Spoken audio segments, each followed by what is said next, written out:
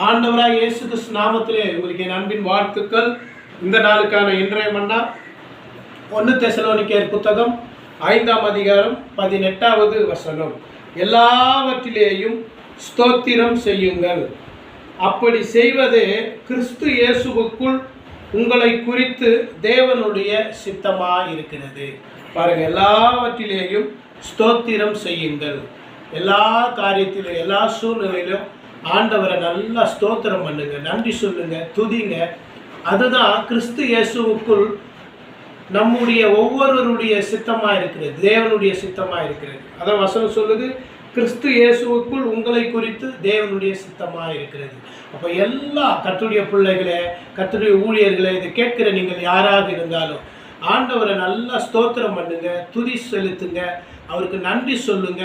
உங்களை குறித்து கிறிஸ்து இயேசுவுக்குள் தேவனுடைய சித்தமாக அது இருக்கிறது.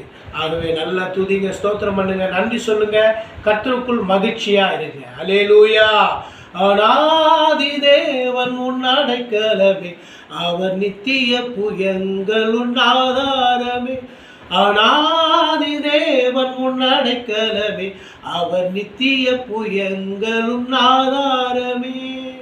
ஆண்டவரே உமக்கு ஸ்தோத்திரம்பா, ஸ்தோத்திரம்பா. நீ செய்த எல்லா நன்மைகளுக்காக ஸ்தோத்திரம், செய்ய போகிற நன்மைகளுக்காக ஸ்தோத்திரம், ஊழியங்களுக்காக, குடும்பங்களுக்காக, வேலைகளுக்காக ஸ்தோத்திரம். இதை கேட்குற ஒவ்வொரு மக்களுக்காக, இன்றைய மன்னா கிருபை சேனலுக்காக ஸ்தோத்திரம். ஜனங்களை ஆசீர்வதிங்க, தொடுங்க, உம்மை துதிக்கட்டும், ஸ்தோத்தரிக்கட்டும், நன்றி சொல்லட்டும். அப்படிப்பட்ட இருதயத்தாங்க இயேசு கிறிஸ்து மூலம் பிதாவே, ஆமென். கர்த்தர் தாமே உங்களை ஆசீர்வதிப்பாராக. ஆமென்.